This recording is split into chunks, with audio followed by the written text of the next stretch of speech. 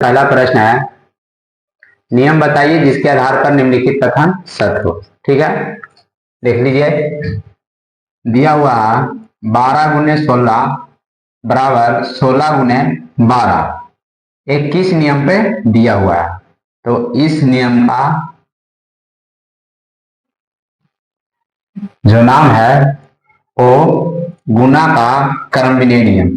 ठीक है, यानी प्रश्न देख लीजिए, नियम बताइए जिसके आधार पर निम्नलिखित कथन सत्य है। इसको मैं नियम बताना था, ठीक है ना, नियम बताना है। तो नियम ये जो है जिसके आधार पर ये सत्य होगा तो उस नियम का नाम है गुना का क्रम विनिमय नियम। उसी प्रश्न उसी आधार पर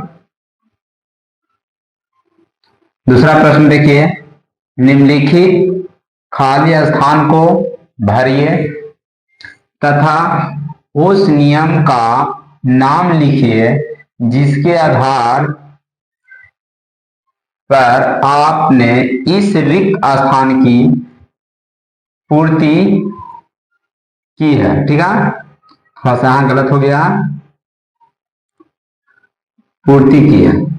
तो देख लीजिए, यहां लिखा हुआ है 5 गुने 17 और यहाँ 17 लिखा हुआ है। ये आपका जो है रिक्त स्थान है, इसमें क्या भराएगा? 5। अब देखिए 17 पचे 85, 17 पचे 85 हो रहा है, यानी 5 में जब 17 से गुना करें 85 और इधर 17 में जब 5 से गुना करें 85 आ रहा है। फिर नियम बताना है कि किस नियम के आधार पर रिक्त स्थानों को पूर्ति किया गया है। ठीक है ना, उस नियम को भी बताना है। तो जो नियम है उस नियम का नाम है गुना का क्रम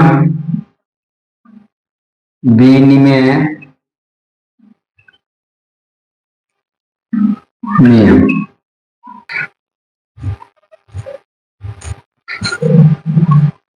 तीसरा प्रश्न देखिए, जिस नियम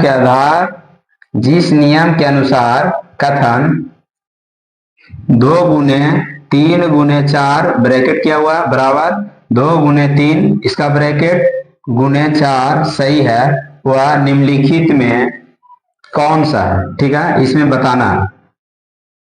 इसमें पहला ऑप्शन दिया हुआ है वितरण नियम, दूसरा दिया हुआ है गुना का क्रम विनिमय नियम, तीसरा दिया हुआ है गुना का सहचर नियम और चौथा दिया हुआ है गुना का संवरक नियम। तो इसमें जो होगा वो तीसरा होगा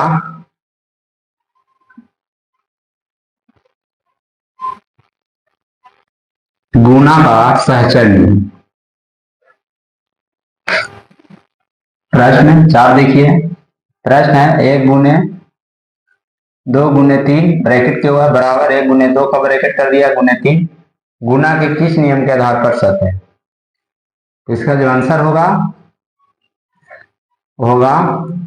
योग का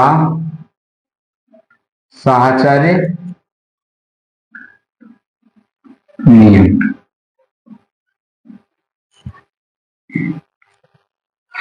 पांचवा प्रश्न देखिए, वह नियम जिसके अनुसार पूर्ण संख्याएं p, q और r के लिए कथन p प्लस q ब्रैकेट गुने r बराबर p गुने r प्लस q गुने r सत्य है वह है। ठीक है ना, इसके लिए ऑप्शन आपके पास 4 दिया हुआ है। पहला ऑप्शन है गुणन का सहचर नियम, दूसरा दिया है योग का सहचर नियम, तीसरा दिया हुआ योग का गुणन का बटन नियम और चौथा दिया है क्रम विनिमय नियम। ठीक है ना, तो इसका जो आंसर होगा वो ऑप्शन 3 होगा, यानी योग का गुणन का बटन नियम। तो चलिए छठा प्रश्न देखिए, कह रहा है कि नीचे के तारांकित चिन्ह, ये जो आपका चिन्ह दिया हुआ है यही चिन्ह को बोलते हैं तारांकित चिन्ह। ठीक है, मैं उचित संख्या भरिए जिससे कि समानताएं सही हो जाए। ठीक है ना, तो आपको जो तारांकित चिन्ह दिया हुआ है उसके स्थान पे ऐसा संख्या डालना है, यानी ऐसा संख्या भरना है जिससे क्या हो कि समानताएं बिल्कुल क्या हो जाए, सही हो जाए। जैसे देख लीजिए यहाँ दिया हुआ है 5 गुने तारांकित चिन्ह दिया हुआ है और बराबर 5, यानी इसके स्थान पे कौन सा ऐसा संख्या को रख दिया जाए जिसे 5 गुना कर दिया जो क्या है 5 आए, ठीक है ना। तो देखा जाए इसमें तो 5 को अगर 1 से गुना कर दिया जाता है तो क्या था 5 आता है, यानी तारांकित चिन्ह के स्थान पे क्या डालना होगा 5, एक डालना होगा, सॉरी 1 डालना होगा, क्या डालना होगा 1 डालना होगा, ठीक है ना। उसी प्रकार इसमें देख लीजिए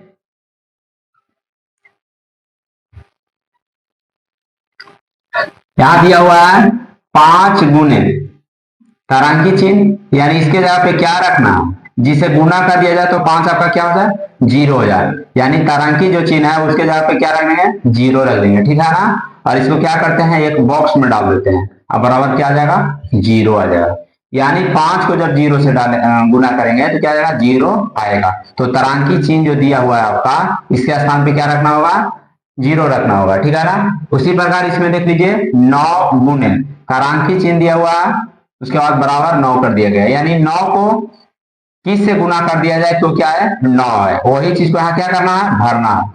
तो 9 को 9 लाने के लिए क्या करना होगा 1 से गुना करना होगा, जब 1 से गुना करेंगे तो क्या आएगा 9 आएगा। तो जो तारांकित जो चिन्ह दिया हुआ है उसके स्थान पे क्या डालना होगा 1 डालना होगा।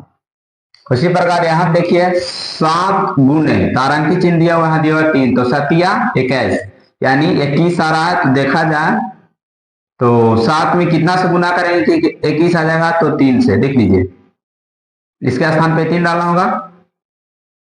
यहां देख लीजिए 3 गुने, यहां भी दिया हुआ आपका तारांकित चिन्ह दिया हुआ है, तो देख लीजिए जब 7 को 3 से गुना करते हैं तब जाकर 21 आता है, तो 3 को कितना से गुना करेंगे तो 21 आ जाएगा, तो 7 से, तो यहाँ क्या बनाएगा 7। उसी प्रकार इसमें देखिए दिया हुआ है 0 गुने 0 बराबर तारांकित चिन्ह दिया हुआ है, तो यहाँ क्या आएगा, यानी जब 0 को जब 0 से गुना करेंगे तो क्या आएगा, तो जब 0 को जब 0 से गुना करेंगे तो क्या आएगा 0 आएगा, ठीक है ना 0 आएगा।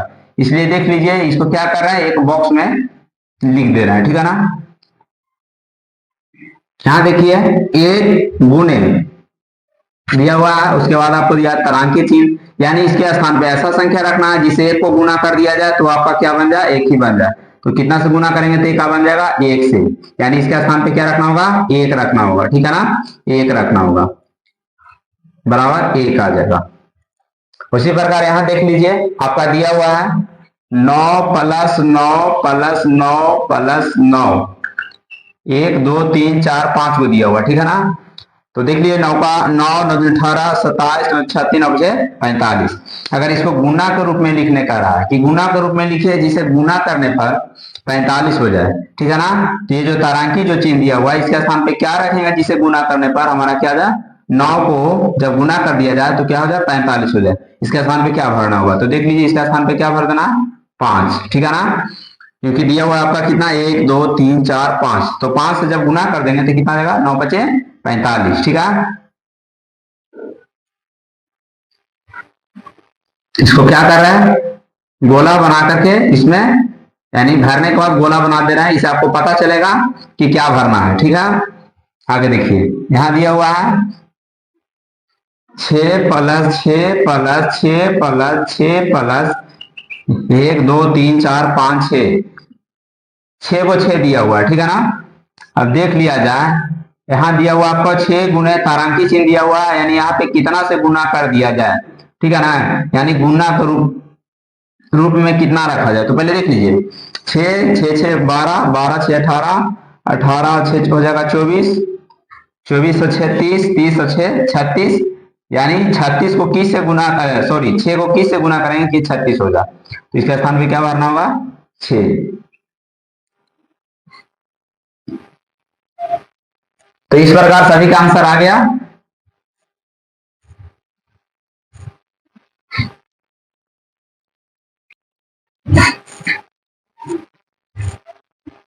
आठवां प्रश्न देखिए, आठवां प्रश्न दिया हुआ है निम्नलिखित और सॉरी लिखा हुआ है नीचे लिखी संख्याओं के गुणनफल में इकाइयां क्या है, ठीक है ना, यानी इसको क्या करना है गुना करना है, गुना करने पर जो संख्या आएगा, ठीक है ना, उसमें क्या करना है, इकाई अंक बताना है।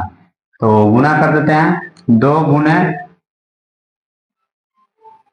3 गुने 4 गुने 5, गुना कर देते हैं तो देख लीजिए कितना आएगा, 2 दूना 4, सॉरी 3 दूनी 6, 6 चको 24 और 24 25 20 से 120, 120 में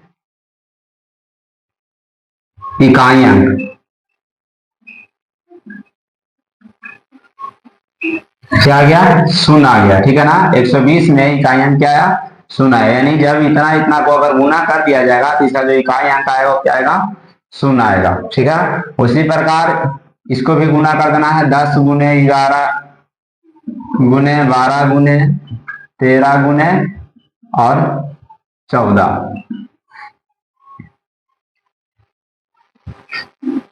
गुना करिएगा तो आपको आएगा जा करके इकाई दहाई सैकड़ा हजार 10,000 लाख 2,40,240 में इकाई अंक बराबर हो जाएगा आपका शून्य। यानी देखा जाए तो इसमें इकाई अंक आपको बताना है, तो इसका इकाई अंक कितना है, शून्य है। तो इस प्रकार इसका भी आंसर शून्य हो जाएगा और इसका यानी पहला वाला का भी आंसर शून्य होगा, दूसरा का भी आंसर शून्य होगा। अब इसको देख लेते हैं, 25 गुने 26 गुने 27 गुने 28 गुने 29,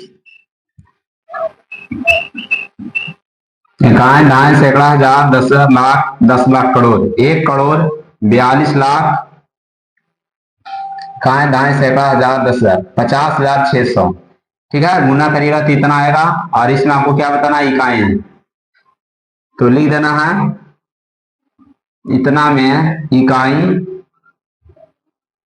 अंक बराबर, तो इसका भी जो इकाई अंक है वो क्या है, शून्य आया, यानी इसका भी आंसर क्या होगा, शून्य होगा।